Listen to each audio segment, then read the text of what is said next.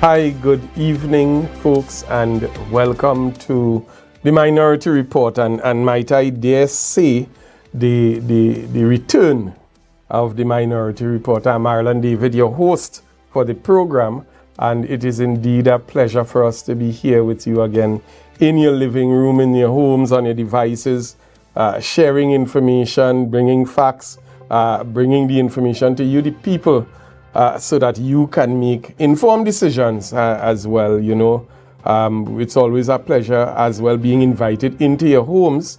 Many persons continue to say that, it's a family type program, and they always encourage their children to be a part of it. It has been a few weeks since we have aired, and with most things we decided to take a little break as the children were on vacation and so on and so on. And we took a little break just to get some things done, to repackage some of our information, and then to take some much needed rest as well, given that when we return, and as we see the administration ensure that we have so much to discuss and so much to prosecute on when we get back into the run of things. And so this evening we have the return of the Minority Report, and I can guarantee you it's not going to be any disappointment. It's going to be nothing different. As a matter of fact, we have increased our intensity, and given the continued downward spiral of this administration. So this evening, if you are logged on, you can view us on Tobago Updates website. You can look at us on the Tobago Updates YouTube channel. Most persons tend to log on to the Facebook page. However, if you are an Amplia subscriber, you can also turn to channel 102, and you can view us live on Amplia in the comfort of your living rooms. If you have anything you want to send to us, a picture, a voice recording, a short video clip of something that probably is taking place in your community that's affecting you, or you want to make a comment tonight on the show, or you want to send some information, you can WhatsApp that to 284-6597. That's 284-6597. And obviously we'll be more than willing to take your call and to treat with your issue. For those of you who are logged on to the Facebook platform, the live platform, you can also place your comments, place your recommendations. What I don't want you to place disrespectful comments. We want to be able to respect everybody's view and everybody's opinion. And I always take the opportunity to remind us that this is also a program that many children take the opportunity to view. And so it's important for us to set the tone and set the right examples to the younger ones, so that as they grow, they will not depart from the things that we teach them as children. So folks, we are back, and we are back ready and raring to go. This evening, I want to introduce thus far my guest in studio with me, who I always refer to as my co-host. It's a pleasure to have him here today. I know normally it's going to be a bit scarce, and he's going to be in and out because of his responsibilities and duties, as he's also in Trinidad as well, in the Senate. So welcome, Senator Lawrence Itzlop. It's been a while. Hey, good evening, Marlon. It's been a while indeed. Good evening, Tobago, and good evening, Trinidad and Tobago. It's really a pleasure to be here as always. Looking forward to the conversation tonight, and where we're going to go from here.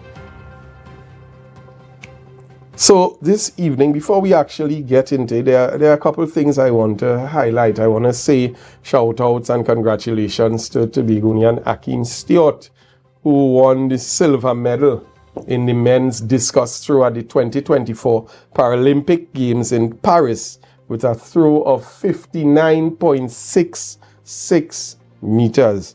And that's a season's best for him.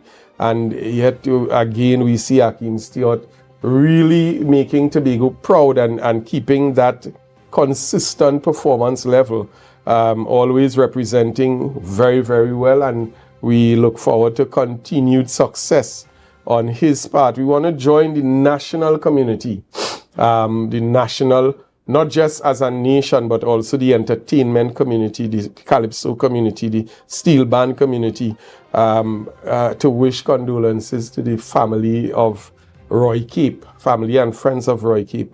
I think that his life spanned across every aspect of Trinidad and Tobago's culture, throughout the Caribbean, North America, Europe, you name it. There has not been a place that Roy Keep's life has not been able to touch or has not been able to impact. And I think that this indeed has been a great loss for us here in Trinidad and Tobago. And you know, when these guys go, I think he was about 80. When these guys go, and you tell yourself the volume of experience that he has, and the travels and the knowledge of the music itself and the culture, and you always ask the question, has this been passed on? And I know that it is really being is really something that right now a lot of persons are really taking it to heart. I met his guitarist from the band on Saturday, and he of himself, he was just speaking over and over about the travels that they would have had, the concerts they would have played in, the soca artists that would have performed with them, you know, and really Roy Keep leaving quite a legacy for other musicians, other icons of the culture to follow in his path. And he is yet another icon who has bowed out of the race. Senator Islop. Oh, well, I join with you as well in extending condolences to his family and to the entire cultural fraternity, the music fraternity in Trinidad and Tobago. Roy Keep is truly an icon. That dreadlocks, sitting, playing his saxophone in the March Grand for Soca Monarch and all of these things. He was truly a father figure to a number of musicians, a number of soca artists, Roy Keep, All Stars, all these, as you said, significant contribution to culture, both locally, regionally, and of course internationally. Roy Keep was truly synonymous with the big band calypso song. Yeah. This is when you would truly test. You know, growing up, you would sit and look at the March Grand, and at one point in time it would be the police band, and then backing up the calypso artists, and it would be Roy Keep's band, and you want to determine which band had the cleaner song. And yes. But truly an icon, truly a loss to the music fraternity in Trinidad and Tobago, and I'm confident that he was the kind of person who would have passed on his vast knowledge to younger musicians and artists who would have worked with him over the years, and truly an icon has gone, but a life lived in contribution to all of Trinidad and Tobago and flying the flag high. Also, we want to say congratulations to 15-year-old Bijan Hall, who wins 2 under-18 International Tennis Federation doubles titles with 17-year-old Zachary Binch from Trinidad at the tournaments held in St. Lucia and Trinidad. I want to just point out something. Even on that, we have been seeing a consistent rise of talent in the various disciplines, whether it be tennis, athletics. We just recently saw a number of our young players get drafted into the national under-14 football team. I think it was about 3 or 4 players coming out of this Ball club. Ball Blasters. And I mean, significant strides being made. And I always have to stop to say that this is what we're seeing today is the fruit of P&M investment in young people, in sport development, in facilities, infrastructure, and so on. And what we are reaping today is the benefits of this, because these things don't happen overnight. Anybody who would have played sports, you invest in it, and over time, coaches, technology, and then you end up with a crop that starts excelling, and then you have consistency going forward.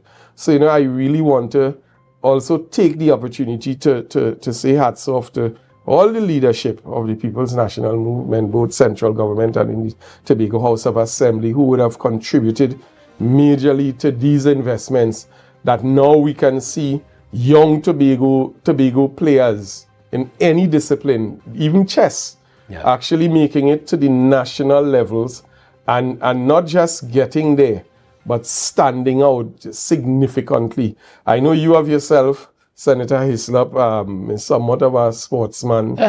From time to time, you wear the hat. So I know you as well would have experienced certain things from where it used to be and where we are now. What I really want to speak to is, what this says to me is that our young people have options.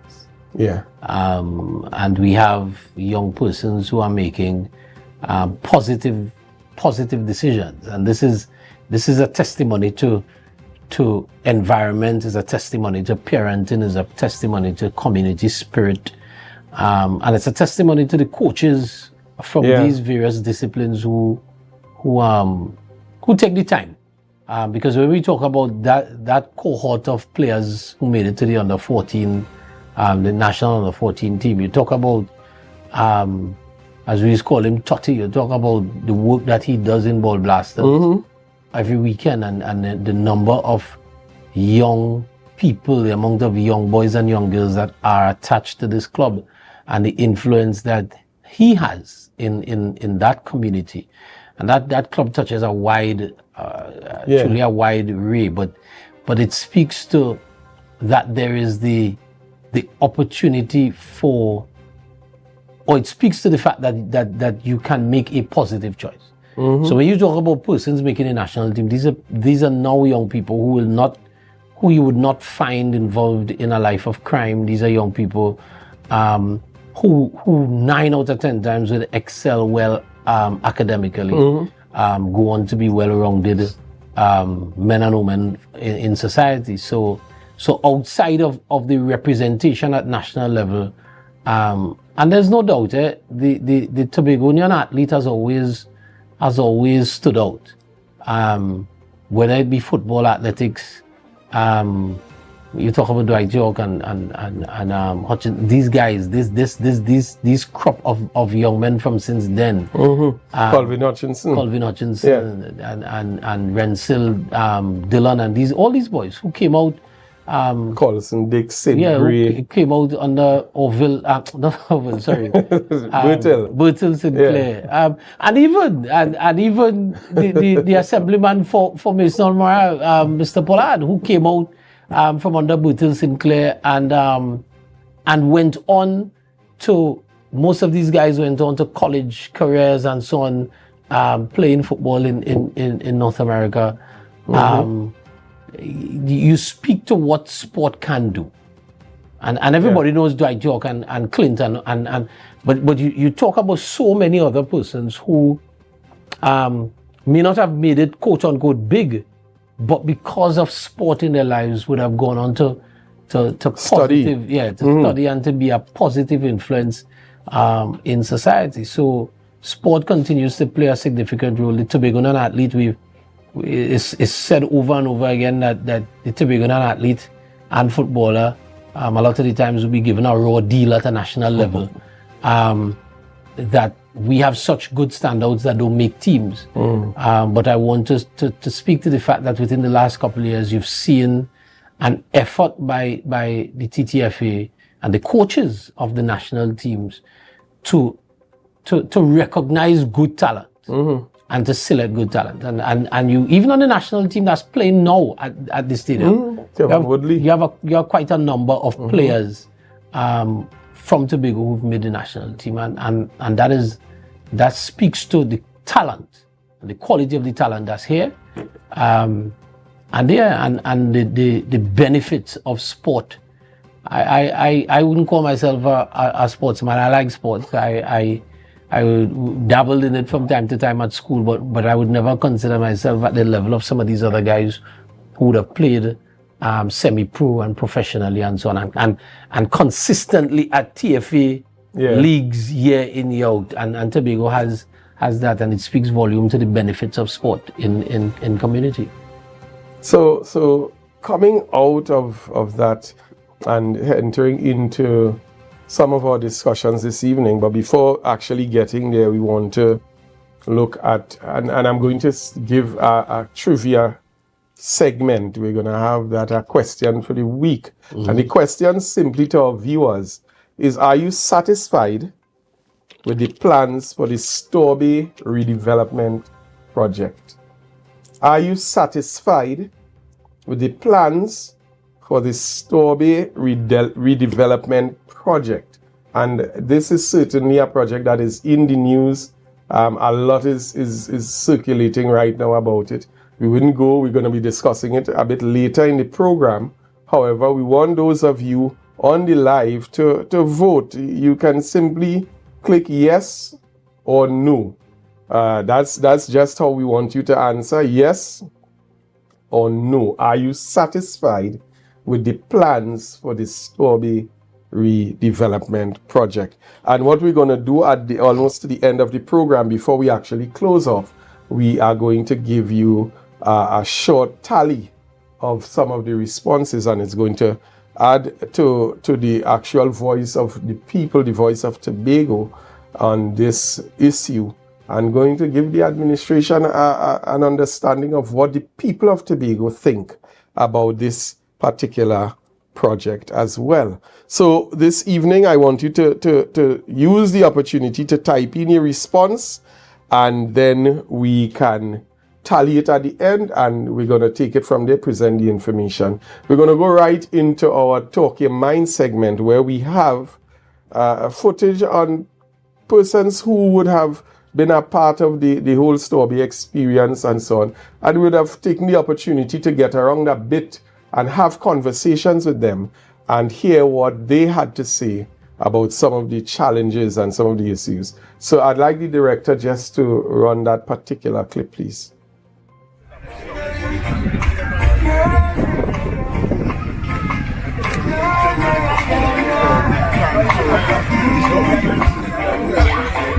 On behalf of me and my family, right, we would like to say this is a very unfortunate event, because they're taken away from Storby, as they say they're looking to build over Storby, right? Which some people find is okay, but the people from here is not seeing it as a good idea. For instance, I saw an interview where this guy, what's his name again? Terrence, right? He made a video about he had a plan where he created, right? And he posted it on Facebook. And the foreigners and them, the feedback was nice. And that's the same thing I was indicating. If you're trying to take with this, foreigners coming to see this, they're coming for natural stuff, handmade, eco-friendly, you understand what I'm saying? Now, when you build a glass building, right, where them accustomed them leaving a glass building to come to a glass building, why would you park cool next to a sea? That's not making any sense. You understand what I'm saying? It's not adding up. So at the end of the day, nobody have a problem with you building over the shops and making it better. You know what I mean? Nothing wrong with that. But you're not supposed to build a glass building. People paying to come for natural ecosystem, eco-friendly sea, coconut shops. That's what people coming for. When you park glass building in Tobago and Storby here, come on, we're gonna lose everything. And then on top of that, you want the people up, not the people who live in here, the locals have to pay to come in. Very madness, very madness. Here, we are the people that support these people that are in power. You have to be respectful and let the people on the ground know what's taking place before you make any arrangements. Right, there are people working here. If you look behind me, you see people selling, you see people doing that stuff back there, right?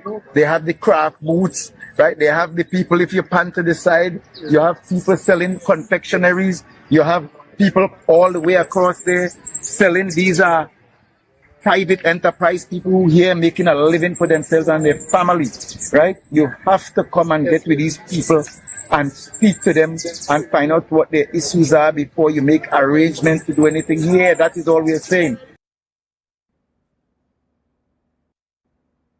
So there we have it.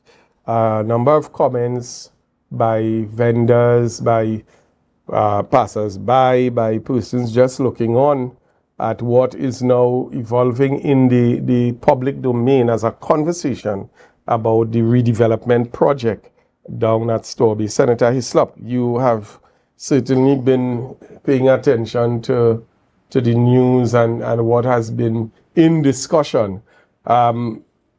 Your thoughts on this particular project, firstly, and then I think it's important for us to get some clarity and understanding on the way that this evolved and it just ended up in the public space. I think without anybody even knowing, some of the tenants were not even aware that a project was in scope. So your thoughts? So first and foremost, I want to say that I am not against development. But there's a way to do things. Consultation is always critical when you're doing, when you're looking to launch out on these kind of significant projects.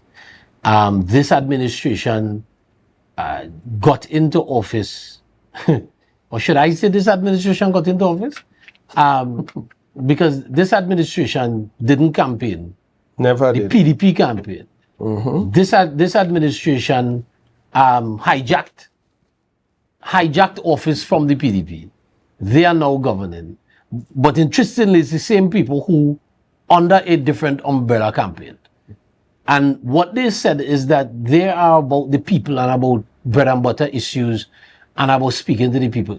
You know what this comes back to? This comes back to the now Deputy Chief Secretary, when campaigning, said or gave a commitment, and we are 3 years into an administration that gave commitments to the people. We want to know where's the people's, where's the what do they call it?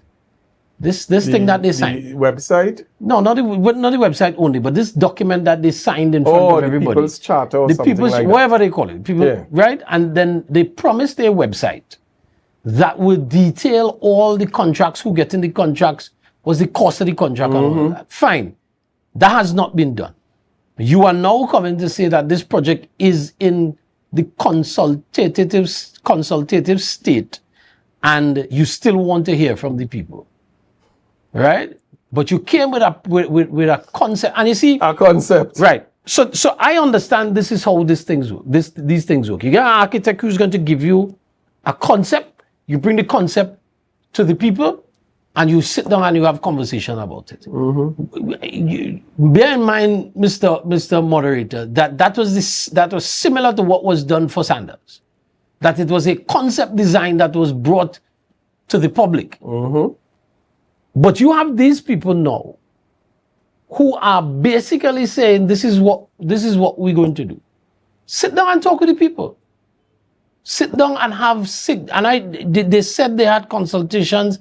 There are vendors who said that they participated in consultations. But we want to know what has come out of those consultations. Storby, yes, I agree that Storby, after a number of years, has weathered, which is natural with any space that human beings will occupy for a period of time, and then you have your natural weathering and so on. And so an upgrade is fine. I don't have I don't have a problem with upgrading Storby, but do it the right way.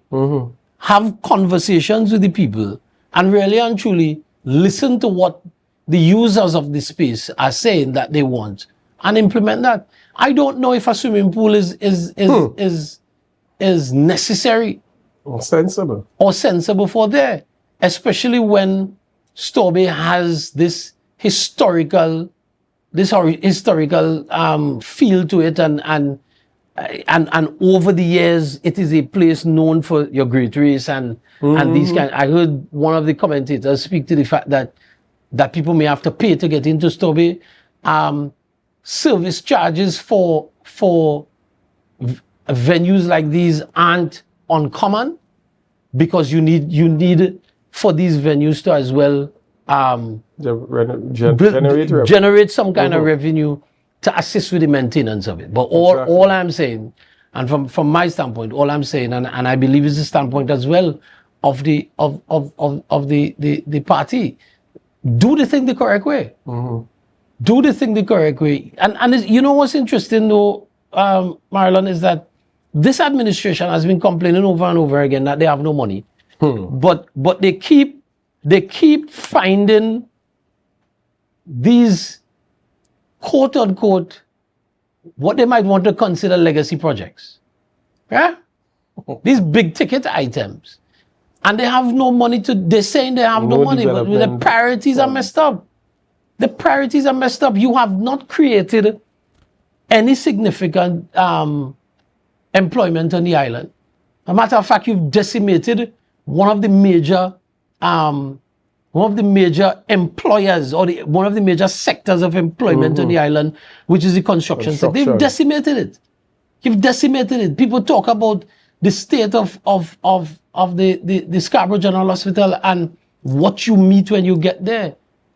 And there's so many issues taking place on this island, and the administration is just missing in action. They're just missing you, and you wonder really and truly if they consulted with the stakeholders at that venue.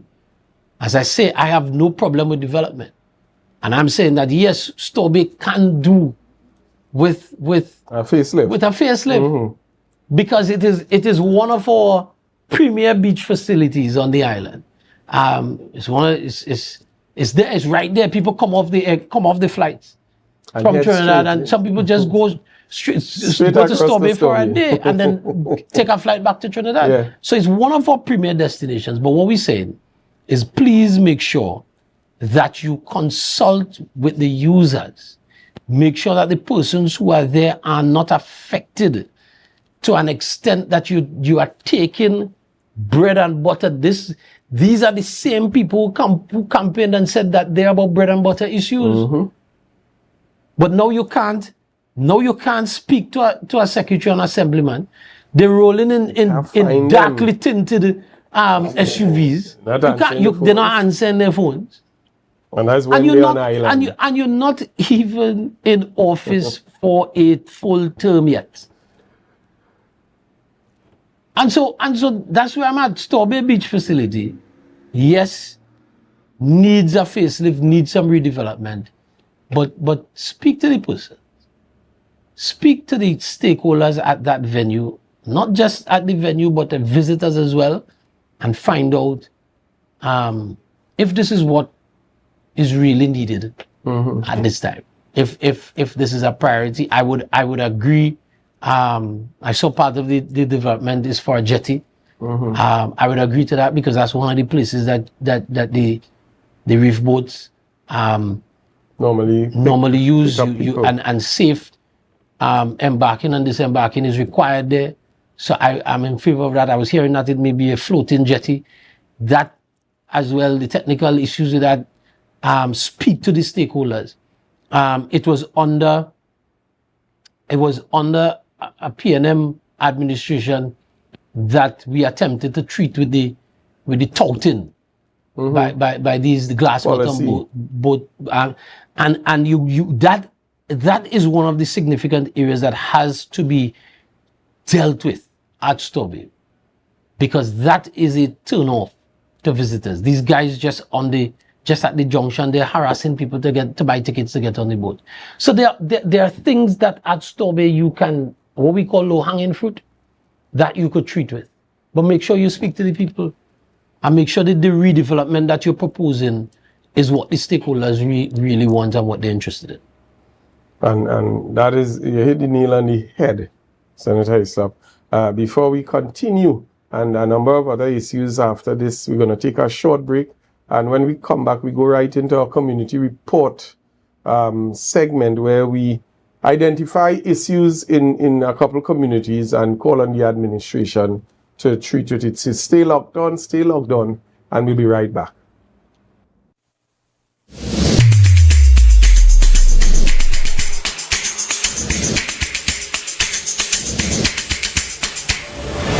Good morning. Put a smile on your Coconut's Cafe, the buffet restaurant that specializes in all your tasty local dishes. For breakfast and for lunch. Breakfast includes coconut bake and sada roti, served with chokers, bull joil, and sausages in tomato sauce. Not forgetting beef and cheese pies, shepherd's pie, macaroni pie, and rice in various styles. Meat served in a variety of flavors, garden salads, and pasta salads. All this accompanied by fruit juices, coconut water, your choice of a great combination to appease your taste buds. So call us today to order, as we are here to accommodate your busy schedules or if you are having a cooking day off. Oh yeah! I said I can't wait for Bago in October. Embark on an adventure to the greatest little island on the planet. Tobago invites you to ritual, revelry, and release. Whining in the Bago sun, having Bago fun in Bago drinking rum. We go jump up and carry on. From October 25th to the 27th, 2024, experience the energetic vibe, the vibrant colors, and the unforgettable spirit of the Tobago Carnival. Down here in Tobago. Whether you're chipping down the road or marveling at the beauty and creativity of our artisans, Tobago Carnival is an adventure. I said I wait for Carnival to come. So I call all my friends, making my plans for the Bago Carnival fun. Join us for ritual, revelry, and release. Tobago Carnival 2024, where every moment is memorable. I said I can't wait for Bago in October.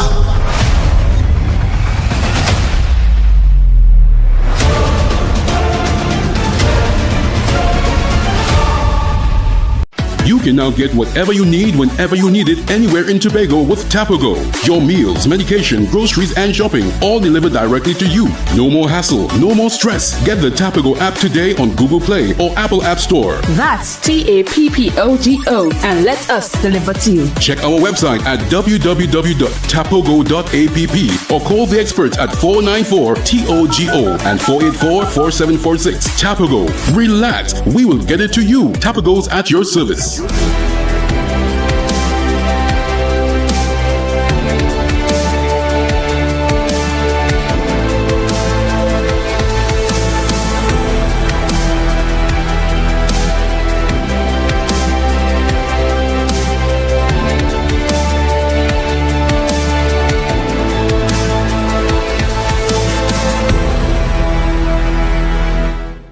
So folks, we are back, and if you have not done it as yet, I want to encourage you to call a friend, call a relative, get the kids, get your neighbor, tell them the Minority Report is on, the return is here, and we are continuing to address issues. One of the things that I continue to speak about in previous programs was wanting persons, if something is affecting you in your community, for you to send information, send a video clip, send a recording, and so we can ventilate it on the program as well. This evening we want to go right into that segment called the Community Corner.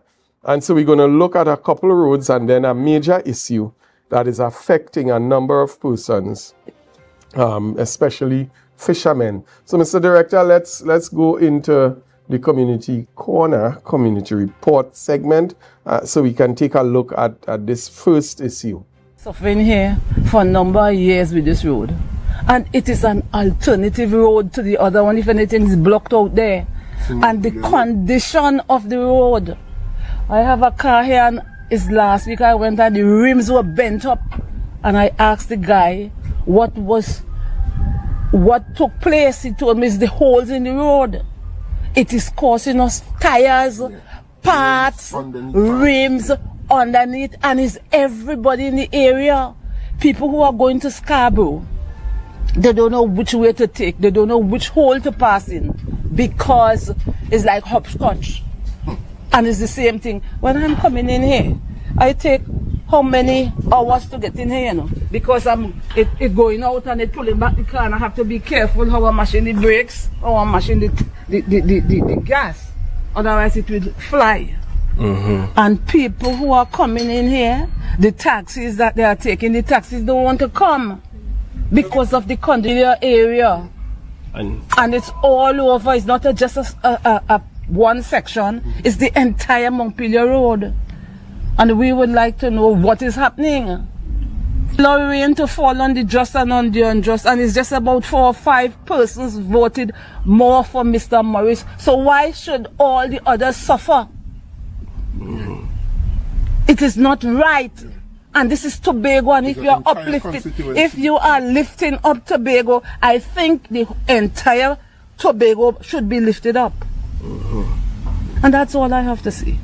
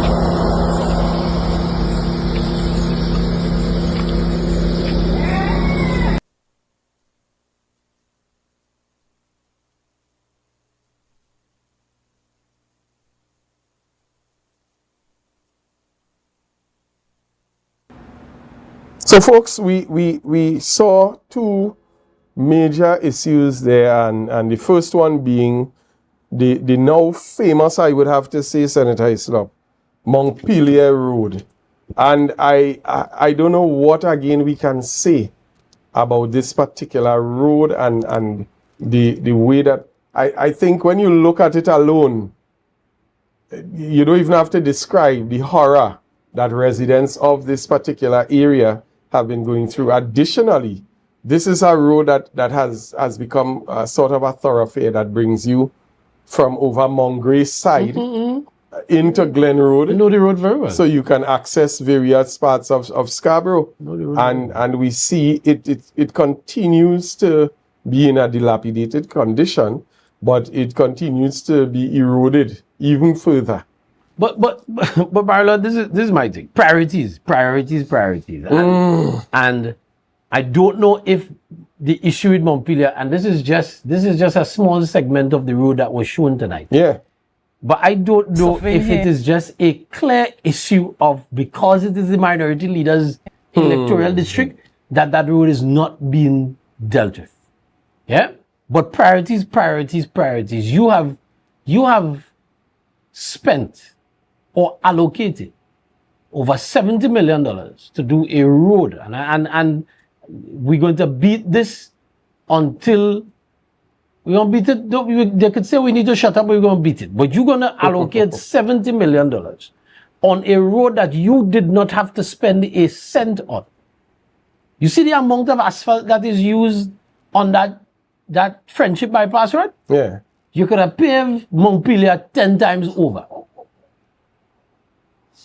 You could have paved Montpelier. You could have fixed the government house main road. And I'm going into the electoral district of the Secretary for Works and Infrastructure. You could have paved the government house road. That road is, and before, the Secretary used to be blaming WASA. And we made the point that the road deterioration in Tobago, by and large, has nothing to do with WASA. WASA has some responsibility, and WASA has taken the responsibility. Yes, they have. And we can see when WASA does excavation for pipe repairs that in recent times, within 2 to 3 weeks, that area is repaired. They did 4 leak repairs on that Government House Road close to Andy's Caskets, and within maybe a week or less, the road was restored. The patching was done. But what is required throughout the road network of Tobago in significant ways is resurfacing of roadways. That is what is required. So when you leave Rockleyville traffic light and you use the North Side Road from Rockleyville traffic light all the way to Mason Hall, Moriah, you just name it. The roads require resurfacing. Well, then talk about the roads in the east. Don't talk about the roads in the east. And you are spending significant money and allocating significant money on a new road. Yes, a road that was needed. But a commitment was given by the central government as part of the airport expansion to build the road. So you could have taken that 70 million allocation. And okay, if you want to use your same preferred contractors from Trinidad, and that we have a problem with. But if you want to do that, then give them the contracts to pave the roads in Tobago. Because there is no community now that can say they are spared from dilapidated roads on this island. Yeah. Every single community, and this was not the case 10, 15 years ago. We had the ability to boast and say that Tobago had the best road network in the country. Yeah. The best road network. Now, as an island, you're bobbing, you're weaving, you're dropping in potholes, beep, bap, bap, bap, and some of the potholes have nothing to do with WASA. But it is the natural wear and tear of the road infrastructure of the island. And it is your responsibility, Secretary James. It is your responsibility to not be patching. That is what you have been doing for the last 3 years. Patching over $1 billion allocated to the theater. Patchwork. And all you're doing is patching. When what is required. And listen, I give kudos to the asphalt teams in the division of work and infrastructure. These guys are doing what they can with what they're given. But what you require, and I know the secretary is gonna say, well, we're waiting on pavers to come in, an asphalt paver to come in for the division. Okay? But what I want to say is that the resurfacing that is required, the remedial works that is required on this island has to be done from a contracting standpoint. It's significant work that is required. Yeah. You've spent over $70 million down on Friendship asphalt. And listen, I have a little experience with road construction and asphalt, right? That road is the worst piece of paving I've ever experienced. It is the worst piece of paving ever to be done on this island. Yeah. You're driving down there and you want to know if it's a ripple effect. Even talk about the roundabout. Yeah. We'll get to that. But we are calling on the administration, the Secretary of Infrastructure, fix the roads. You're more worried about running from talk morning show to morning show to morning show to talk about your legal issues. When you are and want to put forward your name as a possible candidate for Tobago West under the TPP. Well, let's say I don't have a lady dog. I don't have a lady dog in Tobago West. Then we go leave that story right now. But you're running from morning show to morning show to defend yourself. But the substantive work that you have been hired to do by the people of Tobago, failure. You are failing miserably. That's what you're doing. The roads are in a deplorable state. Look at that one in Village Street. It's been broken for some time. But you came in under the mantra that you are going to fix it. Yep. On top of that, you have a secretary who's responsible for rural development. Who is the area representative for that particular area? Nothing. You can't pay attention to a job if you're never in the country. Yeah, but and that has been a major issue. That is bad. It's bad. And that Montpelier, we've beaten that Montpelier Road issue for so long. Yeah. And we have to get to the point now, 3 years going, that Montpelier is not the residents of Montpelier are suffering because of who their area represents. Yeah. There's no other explanation. No, but on the other hand, Marlon, I may have to say that all of Tobago is suffering because of who is the administration. Yeah. Because every single community on this island is suffering from poor roads. And the guys, once again, I want to give kudos to the paving crew. They're doing what they can with the resources that they have. Patching. The highway needs significant work from Orange Hill all the way down. The road has the asphalt has outlived its time. And requires remedial work. The asphalt needs to be taken up and redone. And that's all we said. So we shift a bit from roads, and we have an issue that fishermen have raised in the Plymouth area. So let's go to that particular clip, Mr. Director. Nobody, they're repairing, they're doing nothing, but they're saying security here to secure this.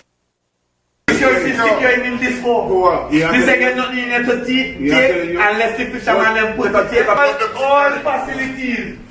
Fishing upgrade. What's the worries to move from here? They're not upgrading me, but they're sending money, so that money where they're sending people to secure this. That's what in somebody else's pocket. Because this is not this is a fishing depot. This is a fishing depot. This is for fishermen. This is for fishing boat, engine, everything pull up. Supposed to secure right here. When you bring up your engine getting some problem.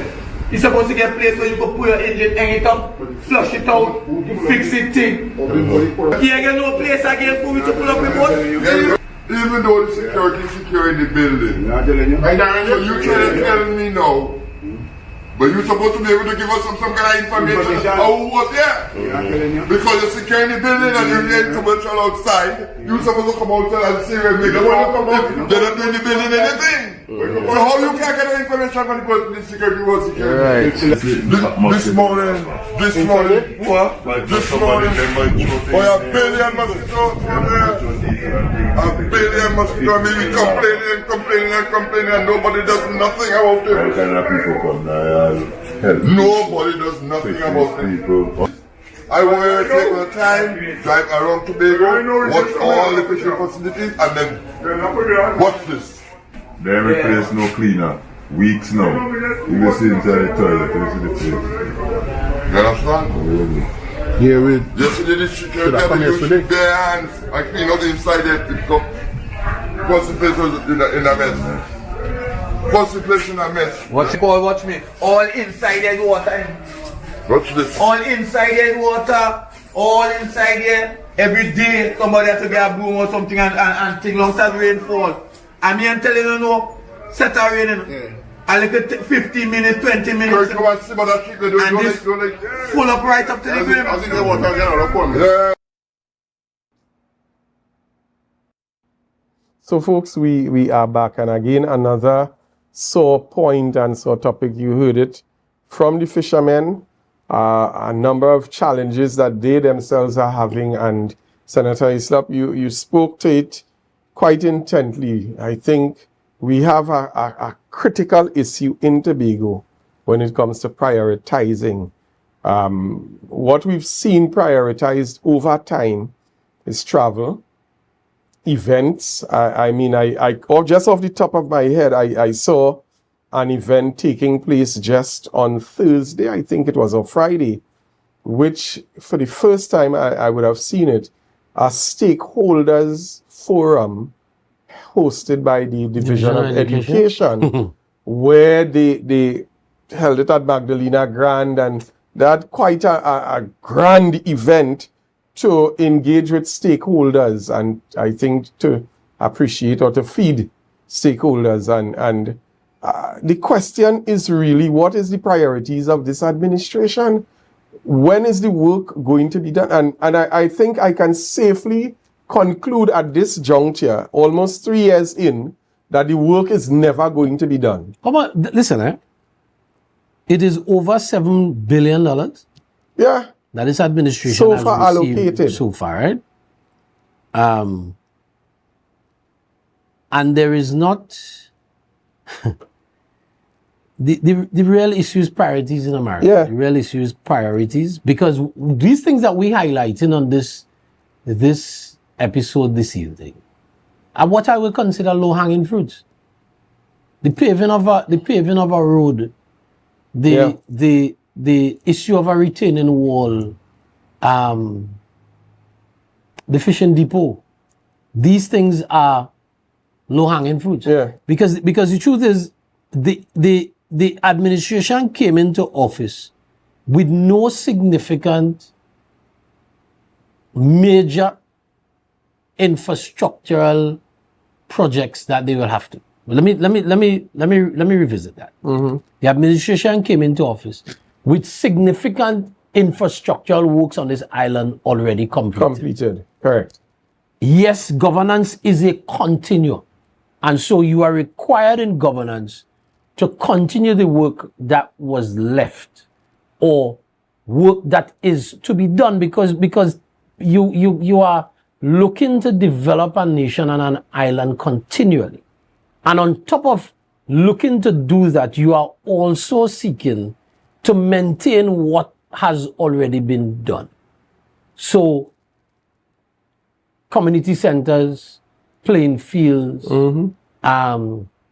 schools, all these things are some of the significant projects throughout all communities. And and as I always say, if we are really and truly honest with what we have achieved on this island from 2001 to 2021, there has been significant achievements in terms of infrastructure, in terms of people resources, building human capital. And all you are required to do as an administration is continue working. Yeah. So just continue working. So when we sit on the side, as I represent the minority here tonight, when we sit on the side and we highlight issues that are what I would consider low-hanging fruits. You've allocated $70 million on a road in Friendship. That same arrangement has always been, contractors have always gone through that. You get your mobilization, you put up the money up front, and the THA will pay you when the work is completed. And so you have a situation now where right from the quarry, the asphalt came for that road in Chauvin.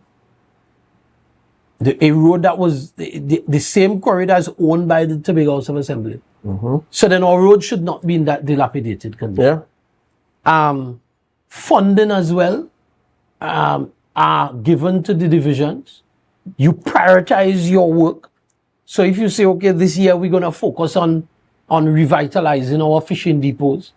But one of the things that the administration has not been good at doing, in addition to a lot of other things, is having conversations with people. That's everything. They're not good at Well, doing. everything. But one of them is not talking to people. These are the same folks that when they were campaigning in 2021, we go and sit down in the fishing depot and line with the fishermen and say, we come in to fix it.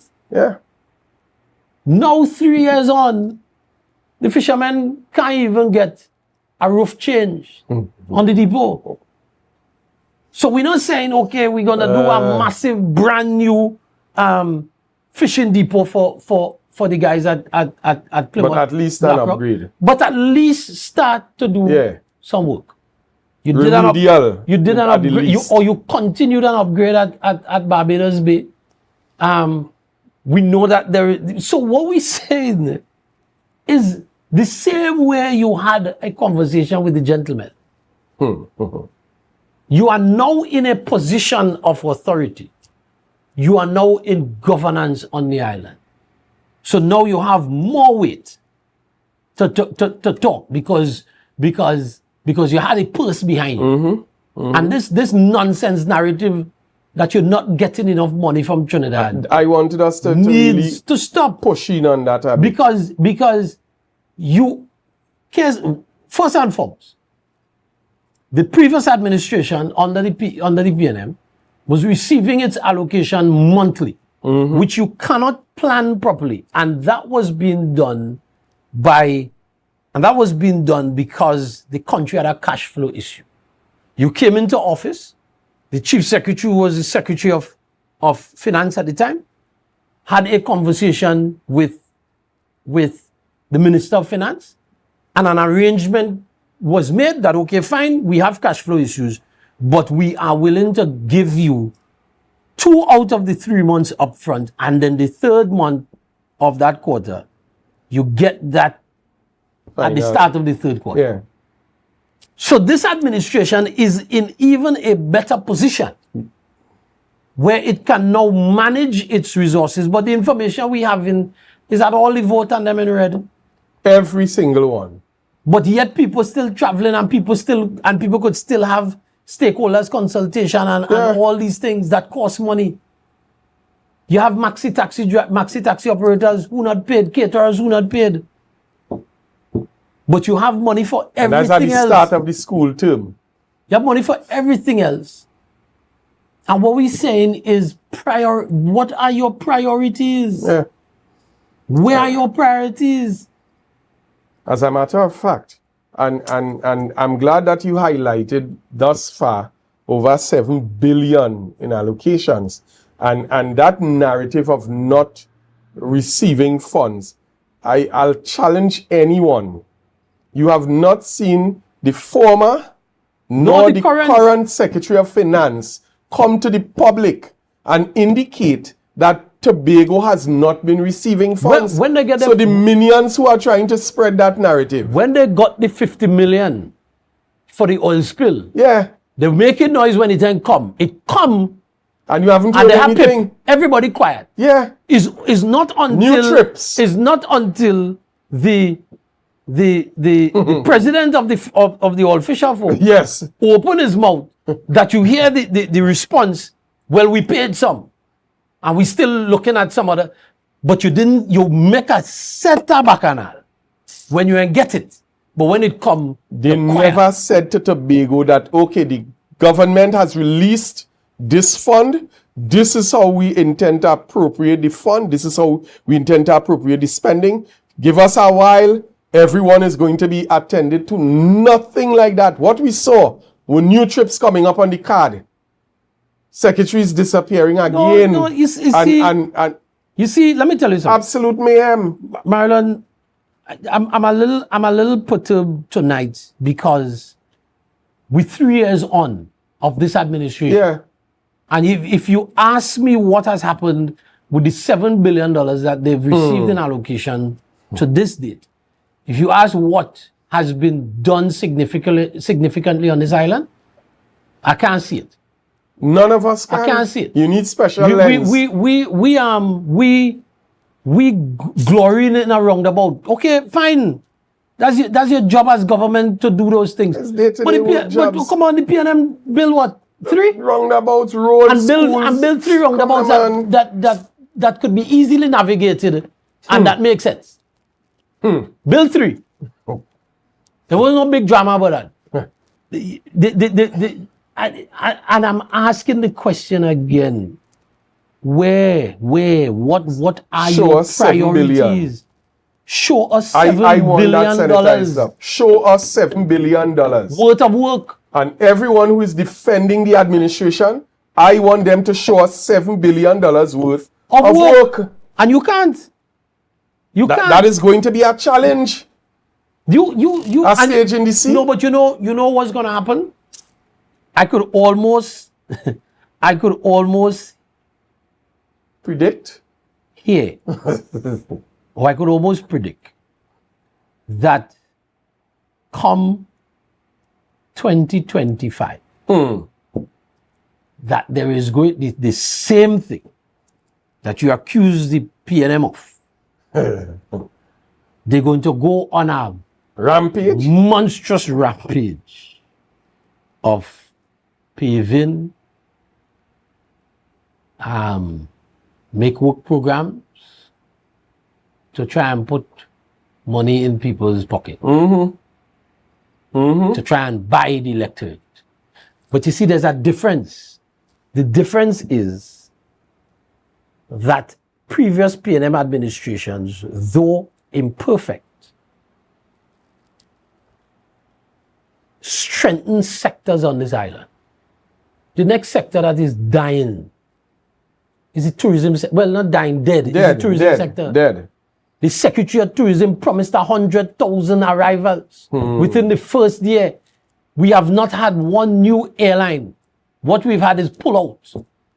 Not one new airline has come into this island under the tenure. We were even promised by the Chief Secretary July that we're gonna get a new airline coming. But we'll deal with that. Nothing.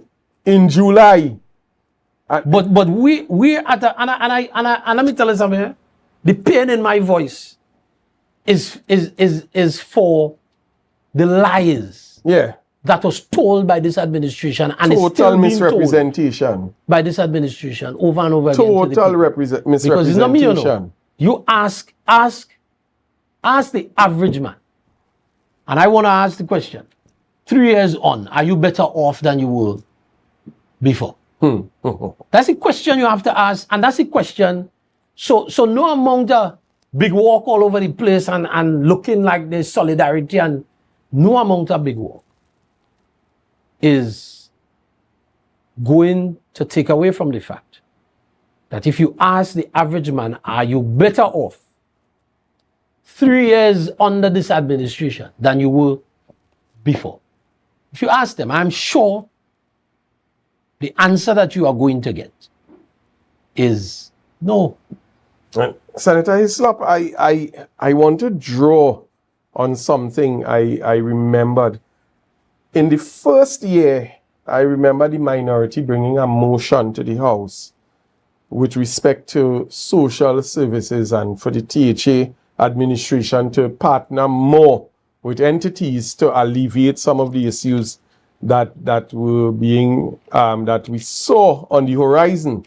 One of the things that the points that were made is that if you shut sectors down and you bring Tobago to a halt, one of the things that can be severely affected and impact the island negatively is an increase in crime. At that point in time, we were talking more about domestic violence. But now, almost 3 years later, we have seen crime skyrocket on the island of Tobago. When you go around, you hear young men, up to this week gone, a young man came to the office and he said that the security company that he works with has not been paid by the THA for months.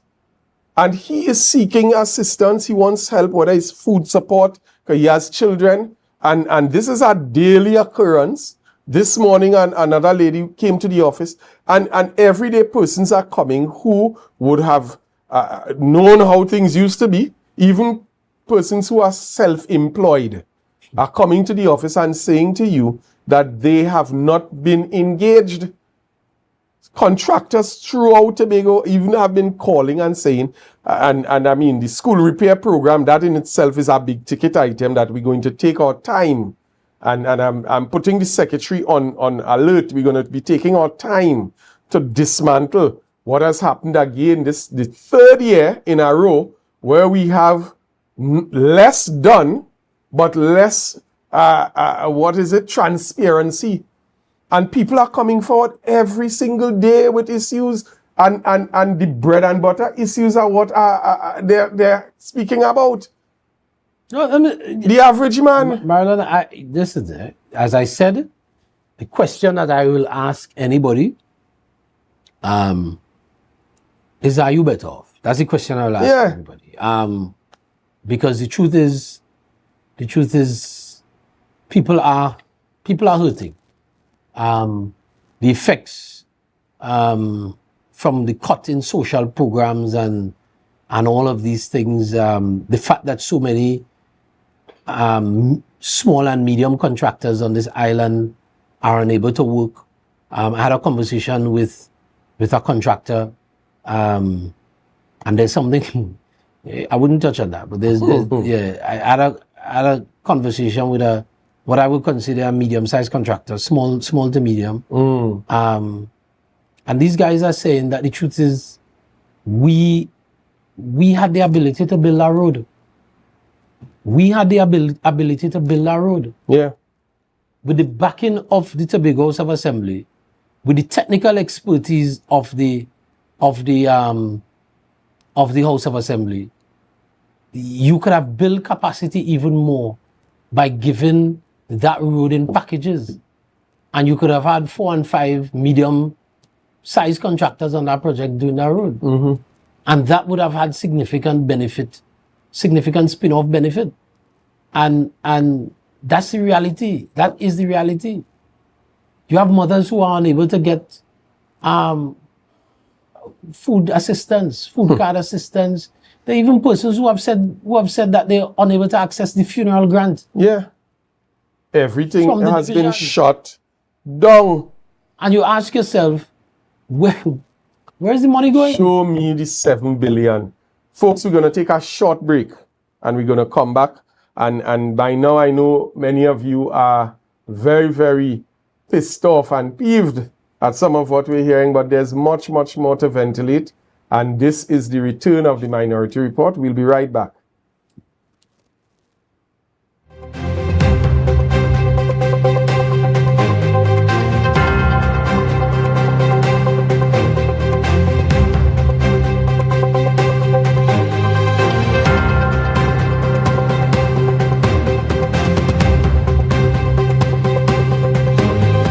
Now get whatever you need whenever you need it anywhere in Tobago with Tapago. Your meals, medication, groceries and shopping all delivered directly to you. No more hassle, no more stress. Get the Tapago app today on Google Play or Apple App Store. That's TAPPOGO and let us deliver to you. Check our website at www.tapogo.app or call the experts at 494-TOGO and 484-4746. Tapago. Relax. We will get it to you. Tapago's at your service.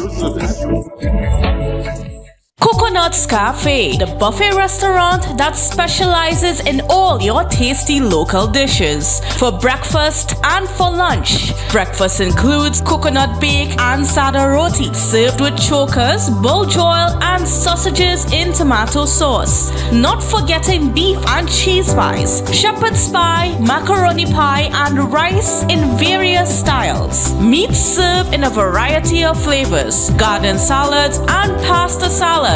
All this accompanied by fruit juices, coconut water, your choice of a great combination to appease your taste buds. So call us today to order, as we are here to accommodate your busy schedules or if you are having a cooking day off.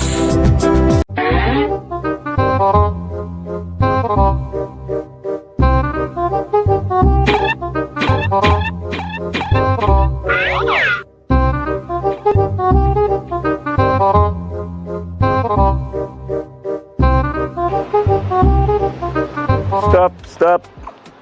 You don't have to sneak in. You don't have to sneak. Pigeon Point security, we have access pass. You don't have to sneak in. What access pass is that? The new Pigeon Point Breaking Beach access card. With this card, you can get free access to Pigeon Point, a free umbrella, and a free chair. So make sure you get your Pigeon Point access card. I can get that? Definitely. this is your access card, so you can now go into Pigeon Point. Okay.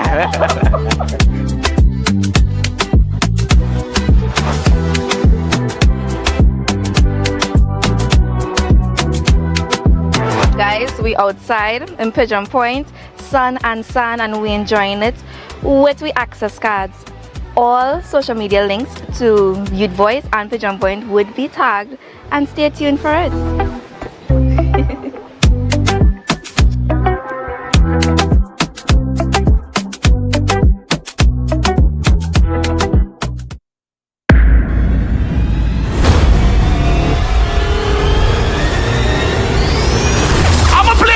Like this. Don't worry, my wife will fuck it up.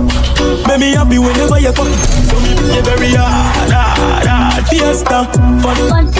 This one is for the people and them who don't care what nobody else have to say about them.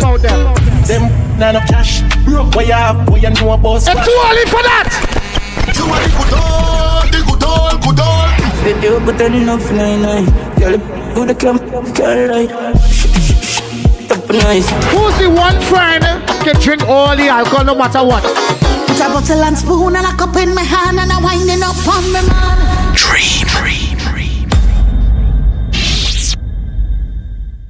Attention all talented individuals and groups in Tobago. This is your moment to shine. Showcase your skills in music, dance or drama at Tobago Star Quest. Prelim auditions are held every Sunday across various communities throughout Tobago. Seize the chance to win exciting prizes and demonstrate your talent. For more details, visit our Instagram page at tobago.star.quest or email tobagostarquest@gmail.com. We look forward to seeing you there.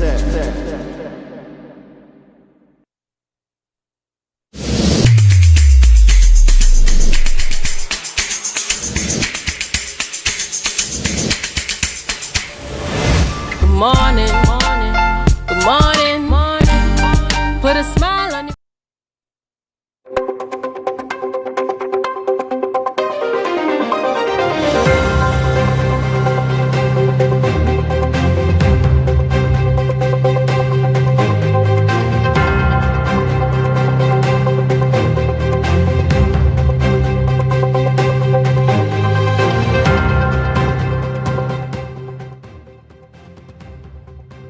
So folks, we are back on the Minority Report. If you haven't yet, it's still not too late to call someone and tell them log in. We are treating with a number of issues. Before we continue going forward, let me take the opportunity to welcome to the set tonight the return, Mr. Minority Leader, Assemblyman Kelvin Morris. Welcome this evening. Thank you. Good evening, everyone. It's a pleasure to be back. I see the set looking brand new and a lot of exciting discussions. How are you doing, brother? Hi, good enough. Good to have you. Good. I am just.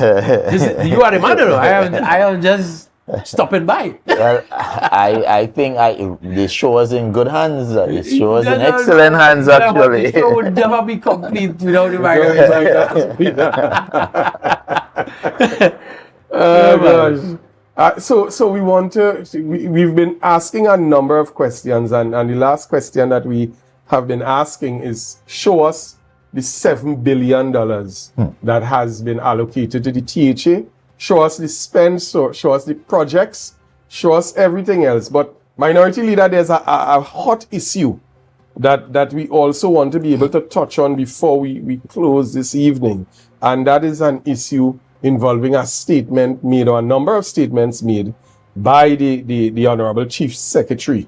Let me let you lead off with that. Well, I've been following this matter developing the challenges with the Secretary of Infrastructure. And, I was flabbergasted, to say the least, when the Secretary, aided and abetted by his Chief Secretary, attempted to align his troubles with that of the People's National Movement.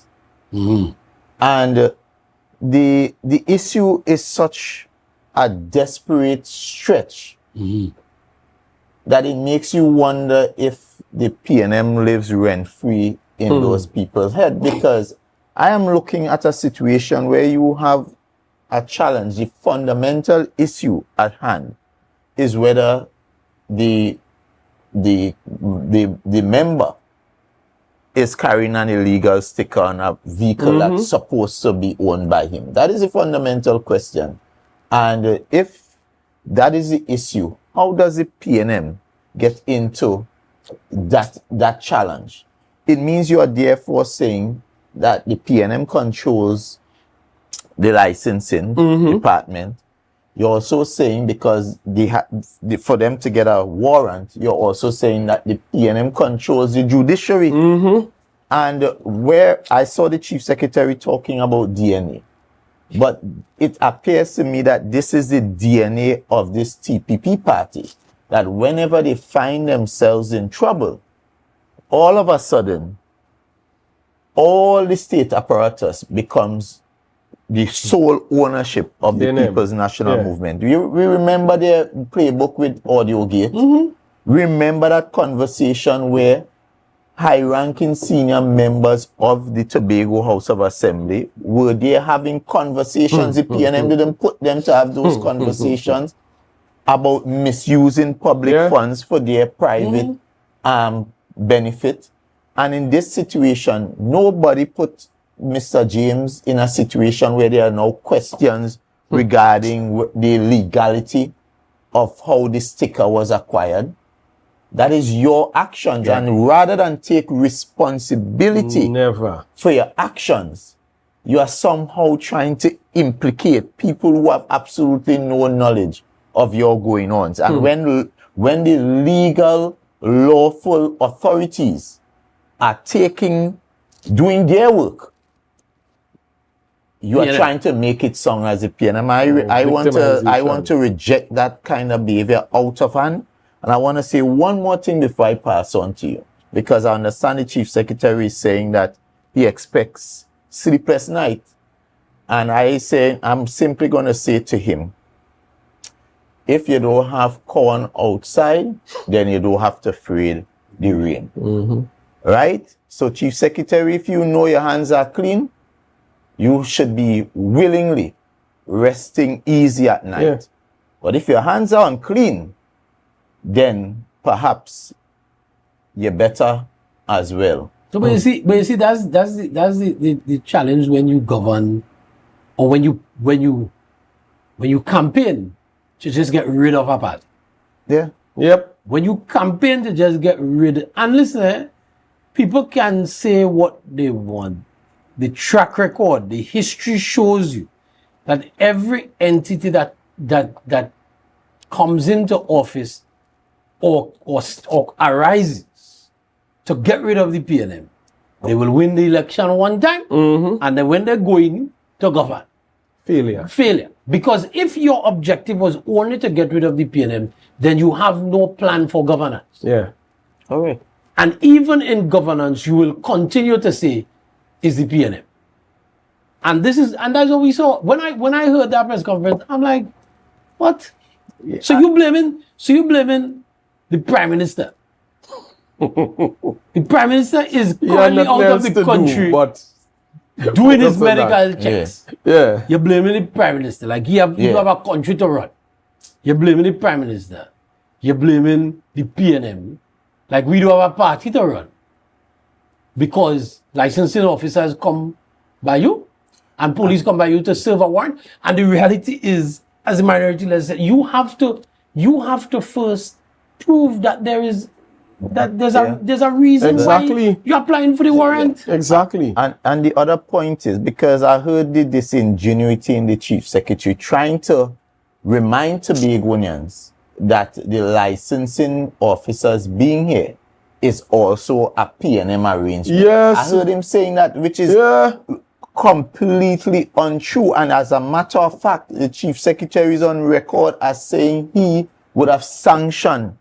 So in that last incarnation, he was fully aware, fully approved of the licensing officers doing their work in Tobago. But you know, so I want Tobagonians to understand this, that the last actions that you fluid saw with the in truth. Tobago Were under had the were auspices under and the the blessing auspices and the blessings of the chief secretary and the secretary. and the secretary of infrastructure, and that is why you heard absolutely When they were no here, noise from them when they were here. But as soon as he found himself in trouble, all of a sudden you go back attacking the licensing officers. But you know what I know we coming close to wrapping up time. But you know what I also found very frightening, very interesting, is when this secretary kept saying that the staff are his subordinates. Yeah.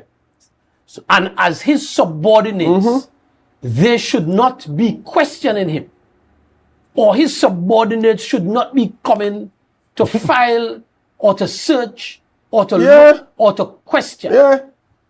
And that, to me, citizens of Trinidad and Tobago, citizens of Tobago, is an extremely frightening position for any politician to take.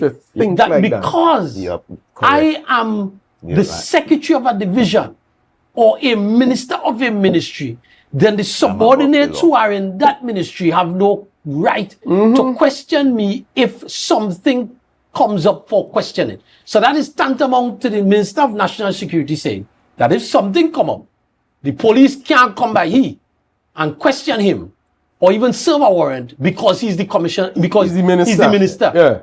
And to me, that is a very and he didn't say it once, you know. He kept reiterating the point that these are my subordinates. But why are you all surprised? This is the same man who basically said that he is not answerable to the EMA. The EMA does not apply to him.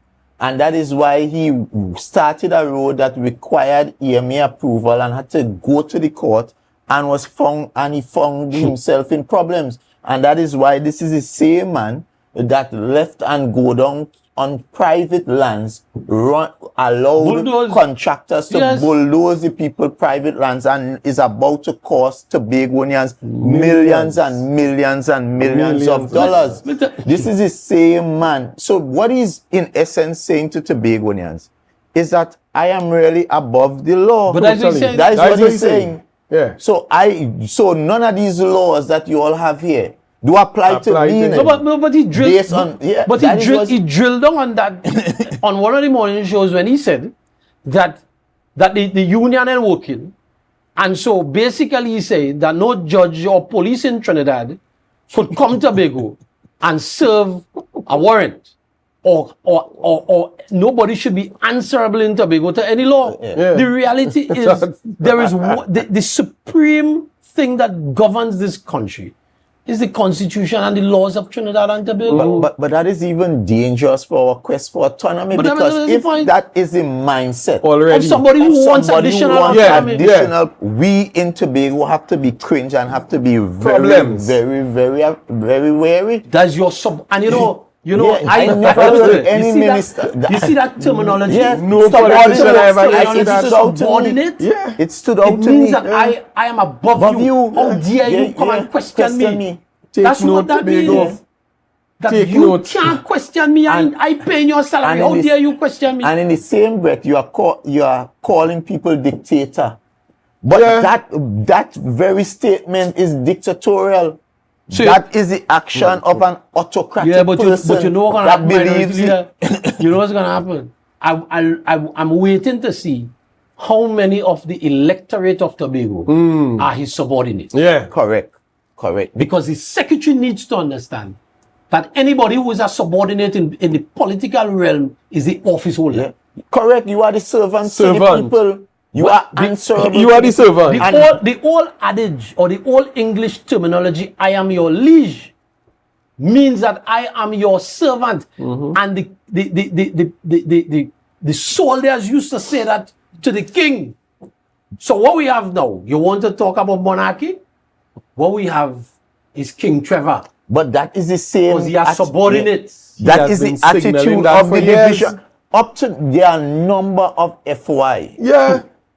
At the division. At the division. And this same gentleman refused to allow them to provide an answer. Information. to the people because he believes, as you say, I he's am Lord of Emperor all Trevor. Yeah. And nobody must ask him, question him. He could do whatever he wants with our funds, give whoever he wants with our funds, and nobody must answer him. Well, I guess he's the emperor of TPP but too, I because have news for him. he tell the leader TPP. Correct. I run in for West. So yeah. But there's something called the Constitution. Yeah. And the Constitution, there are laws and there are state agencies that are there to enforce the laws. And if you run afoul of the law, then they will come for you. Looking for you. So don't blame the PNM. Don't blame the PNM. Who's subordinate to the court? Oh gosh. Folks, I mean, it's always a pleasure, and right now we are all ready. We know what we know because as we speak, and I want to say this slowly, as we speak, and perhaps they should have sleepless nights because there are a number of matters reported with information that I believe is sufficient enough to cause a number of investigations. And therefore, for those who continue to believe that the public purse is their private treasure, I have news for you. I have news for you. Your days of that kind of behavior are numbered. Minority leader bad. Your days are numbered. Folks, we had, I don't know where this time does fly, but we still have a list of things and issues to ventilate. But what I can guarantee you is next week, Tuesday night at 8 p.m., the Minority Report is going to be on again.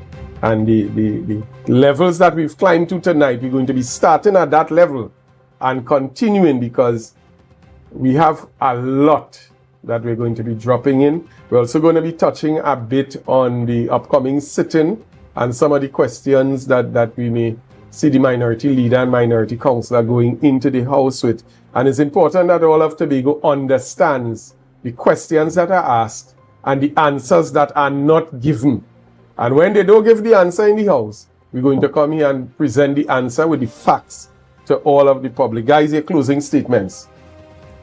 Well, for me, I want to, let me deflect to Lawrence since I met him here first. No, listen, gentlemen and viewers, it is the responsibility of the minority to bring to the fore the issues that are in the domain. The minority is doing its job by holding to account the administration that is in office. And anyone who has a challenge with the minority asking questions ought to understand that when those who are in administration now were in minority, they questioned the administration. And those who are in full support of the administration now were in full support of the minority then, and the way they were questioning the administration then. And so the responsibility of the minority and of this show, and even though I am not on the minority bench in the Tobago House of Assembly, I'm a member of the PNM, I'm a member of the Tobago Council, I'm the PRO of the Tobago Council, and I'll continue to give the support to the minority and to the institution in Tobago as we hold the administration that is in office to question. When they do good, we say they do good. Yeah. But once there are questions to be asked, it is the responsibility of those of us on the minority to ask the questions. And that's why I leave it tonight. Well, I want to thank each and everyone for your patience. I know you all would have been asking and wondering whether, you know, this show would have been suspended or if that was it. But as true PNM style, we continue to rebrand, refine, and we renew and come again. And therefore, this is what you're seeing, the rebranded Minority Report. And we don't do anything for just the short term, but we do things that are long lasting and things that would in the long run be to the benefit of all. And therefore, this is what this program is about. It's about educating, informing, and engaging you, the people of Tobago, as to the matters that are important to you, making you understand what we are doing as a minority in terms of holding this administration to account, being your voice as well, bringing the issues and the challenges and the concerns in your communities. So you'll see more community-based initiatives coming where you have concerns. Feel free to reach out to us. We would come and capture your challenges and bring it to the forefront. And therefore, we'll also create the visioning as well as the PNM positions itself to return to governance, to restore good governance to the people of Tobago, governance with a vision, governance with a plan, and governance that would, at the end of the day, redound to the benefit of every Tobagonian, young, not so young, and the indifferent. So we want to thank you, and we want to continue to encourage you, to encourage others to join us on the Minority Report every Tuesday from 8 p.m. God bless. Yes, folks, and see you guys next week, Tuesday, 8 p.m., right here, same place, same time. Have a wonderful evening. Good night.